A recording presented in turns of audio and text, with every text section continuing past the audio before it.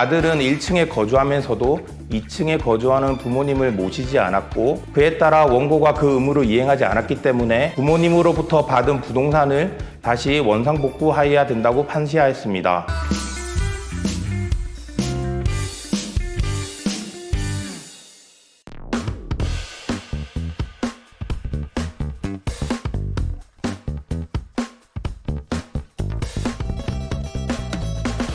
(2015년에) 효도계약과 관련해서 대법원 판결이 있었습니다.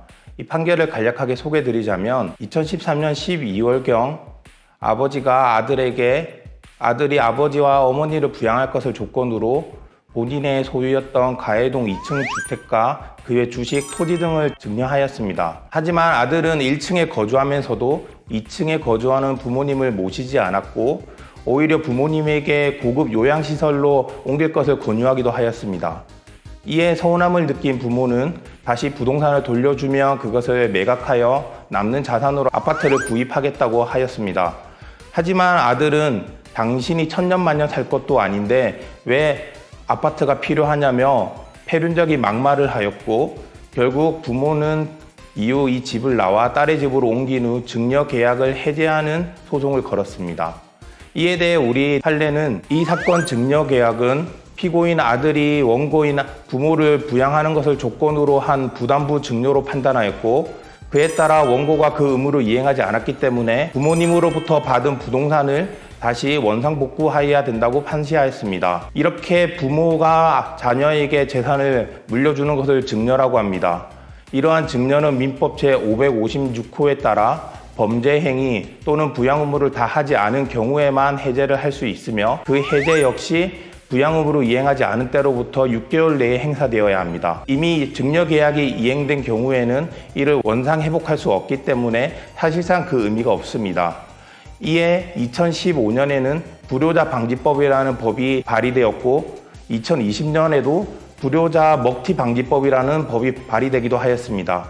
위 불효자 방지법은 부모로부터 재산을 받고도 부양 의무를 다하지 않는 경우 그 재산을 원상 회복하도록 하는 내용이었습니다. 아직 불효자 방지법이 통과되지 않은 현실에서 부모가 자녀에게 재산을 증여한 후 부양을 받고 싶다면 이른바 효도 계약서를 작성하는 것이 좋습니다.